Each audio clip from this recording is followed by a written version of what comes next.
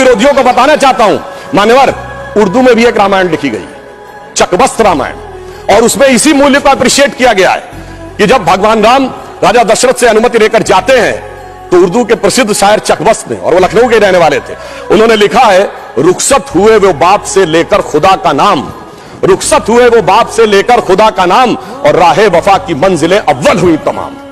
यानी उनको तो दिखा कि राहे वफा की कौन सी मंजिलें हैं जो अव्वल हो रही हैं।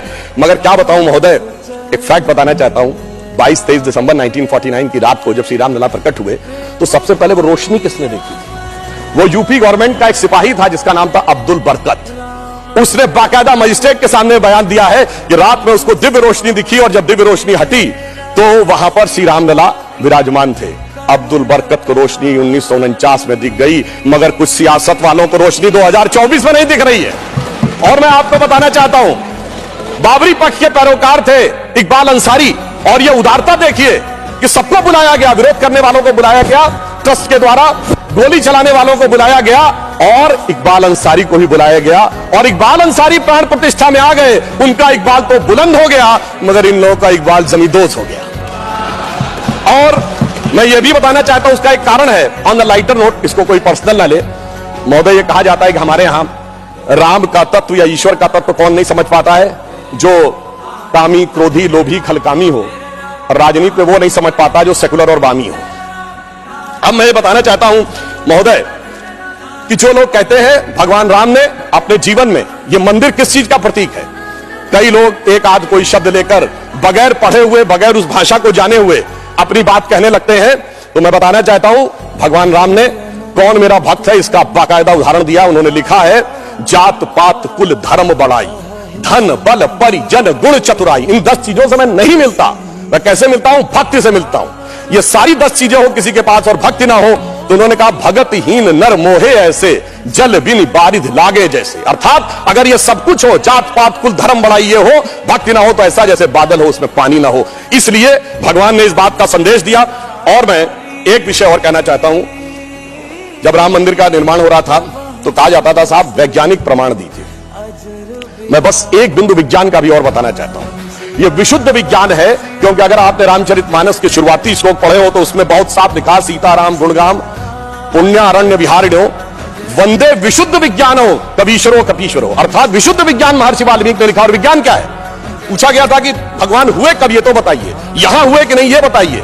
अब आप ये बताइए कि आज हम समय कहते हैं, उनका एग्जैक्ट टाइम लिखा है। जैसे आज हम टाइम कह रहे हैं, दिल्ली में कुछ और है, लंदन में कुछ और है, तो एक जीएमटी ग्रीनिच मीन टाइम बताया गया। पर अगर आपसे पूछा जाए टाइम का एब्सोल्यूट मेजरिंग पैरामीटर क्या है, which is equally applicable on Earth, Moon, solar system and any point in the space, it is only the relative positions of planet। और भगवान राम का वो exact relative positions of planet, जो Einstein का 4th dimension कहा जा सकता है, वो लिखा है कि मेष राशि में सूर्य था, मकर राशि में मंगल था, तुला राशि में शनि था, मीन राशि में शुक्र था। और जब नासा ने अपने प्लेनेटोरियम गोल्ड सॉफ्टवेयर में डाला तो 5114 बीसी की डेट निकल आई। इससे ज्यादा किसी को सबूत चाहिए? विज्ञान का वो सबूत मिला। और इतना ही नहीं, मैं बताना चाहता हूं, जिन लोगों ने अगर पढ़ी हो तो भगवान राम के जन्म के समय लिखा है कि चैत्र मास के समय शरद ऋतु थी। अंगद बताते हैं कि अश्विनी मास यानी आज के अक्टूबर के समय वसंत ऋतु थी। और इतना ही नहीं, कहा गया जब किष्किंधा से भगवान निकलते हैं तो धूमकेतु टकराया था मूल नक्षत्र से, और जब एस्ट्रोनॉमर्स ने इसकी गणना की तो वो ठीक डबल हो जाता है, 14,000 साल पीछे आता है। इसका मतलब प्रमाण देखने हैं तो प्रमाण जमीन के नीचे से भी निकले, शाही फरमानों से भी निकले और आसमान से भी निकले। समस्त मर्यादाओं को पूर्ण करते हुए हमारे ये इस विषय के ऊपर आए। और मैं एक बात और कह दूं, कभी कहा जाता था महर्षि वाल्मीकि ने तो रामायण भगवान राम के पैदा होने से पहले लिख दी थी, और कहा जाता है भविष्य में जाके लिख दी। कहा जाता है गप है, बकवास है, कैसे हो सकता है। महाभारत कहा जाता है वेद व्यास ने भूतकाल में जाके लिखी, वैशंपायन के समय। अरे ऐसा कैसे हो सकता है? मैं पूछना चाहता हूं, 1916 में आइंस्टीन की थ्योरी ऑफ रिलेटिविटी देने के बाद अब time travel forward, time travel backward बकवास है क्या?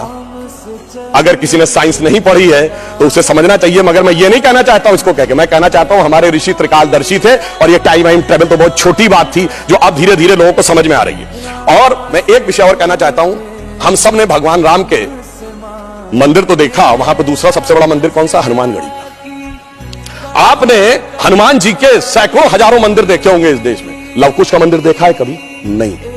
हमारे यहां पुत्र का महत्व नहीं है, शिष्य का महत्व है, भक्त का महत्व है। हमारे यहां बायोलॉजिकल सक्सेशन का महत्व नहीं है, स्पिरिचुअल सक्सेशन का महत्व है। इसीलिए द्रोणाचार्य के बेटे का स्थान ऊंचा नहीं है, शिष्य का स्थान ऊंचा है। इसीलिए हम हर जगह गुरु शिष्य परंपरा की बात करते हैं, पिता पुत्र परंपरा नहीं होती। भगवान राम का चरित्र इस बात का उदाहरण देता है कि हर जगह आपको हनुमान जी के मंदिर मिलेंगे, वो भी राम से ज्यादा मिलेंगे। और मैं अंत में यह कहना चाहता हूं महोदय, एक बार एक डिबेट में वो कहने लगे कि भाई, you are talking about the Ram Temple. How does Ram Temple fits in the 21st century emerging India who aspires to become a technologically advanced and become the economic superpower? The youngest population. Where does Ram Mandir fits in that? मैंने कहा सुनिए महोदय, हम 21वीं सदी में भारत को सिर्फ economic, intellectual, military super power नहीं बनाना चाहते, हम वर्ल्ड लीडर बनाना चाहते हैं। और जब वर्ल्ड लीडर बनाना चाहते हैं तो it should symbolize the certain set of values which will inspire the world. और अगर सारे श्रेष्ठतम मानवीय मूल्यों का प्रतीक कोई एक होगा तो वो भगवान राम का मंदिर होगा, जो विश्व के सबसे श्रेष्ठतम मानवीय मूल्यों का प्रतीक होगा। कैसे? मैं आधुनिक जियोपॉलिटिक्स से बताना चाहता हूं। आज कोई एक देश किसी पर अटैक कर रहा है, रशिया यूक्रेन की लड़ाई चल रही है, चाइना का ताइवान के साथ प्रॉब्लम चल रहा है, इराक और उसका चला। क्या है डिप्लोमेसी में? नंबर 1 एनेक्सेशन, दूसरे देश को मिला लो। दूसरा है सब्जुगेशन, वहां अपना डिप्यूटी अपॉइंट कर दो। और तीसरा है डोमिनेशन, उसके साथ संधि साइन कर लो। भगवान राम ने क्या लंका को जीतने के बाद एनेक्सेशन किया? नहीं। क्या वहां पर कोई अपना डिप्यूटी बैठाया यानी सब्जुगेशन किया? नहीं। कोई ट्रीटी साइन कराई, डोमिनेशन किया? नहीं। तो मैं कह सकता हूं आज के जियोपॉलिटिक्स वर्ल्ड में जब क्रैश ऑफ सिविलाइजेशन कहा जाता है तो उसका प्रतीक वो राम मंदिर दिखेगा, जो पूरी दुनिया को बताएगा कि पीसफुल कोएग्जिस्टेंस कैसे हो सकता है बगैर एक दूसरे से लड़े हुए। इसलिए मैं कह सकता हूं 21वीं सदी का महान भारत बगैर राम मंदिर के संभव ही नहीं। और अंत में मैं सिर्फ यह कहना चाहता हूं, एक नया इतिहास बना है और यह हमारी सरकार और माननीय प्रधानमंत्री जी की उस दृढ़ इच्छा शक्ति का प्रतीक है जिसके लिए कहा जाता था अरे 370 कभी हटेगी नहीं, राम मंदिर कभी बन ही नहीं सकता। मगर ये वो लोग कहते हैं जो फूलों के हार पहनते हैं। हमारे प्रधानमंत्री जी अंगारों के हार पहनते हैं और जो अंगारों के हार पहनते हैं वो इतिहास को बदलने में निश्चित रूप से सफल होते हैं। इसलिए मैं अंत में यह कहना चाहता हूं, अपनी सरकार को बधाई देते हुए, श्री राम जन्मभूमि न्यास ट्रस्ट, हमने बहुत साफ कहा था हम मंदिर नहीं बनवा रहे, मंदिर न्यास बनवा रहा, हम सिर्फ मार्ग प्रशस्त कर रहे हैं। दूसरों ने कहा था कि हम वो बनवा रहे हैं, तो हम सिर्फ उनके लिए कहना चाहते हैं प्रधानमंत्री जी की तरफ से कि अंगार हार उनका जिनकी सुनहाक समय रुक जाता है, अंगार हार उनका जिनकी सुनहाक समय रुक जाता है, आदेश इधर कर देते हैं इतिहास उधर मुड़ जाता है।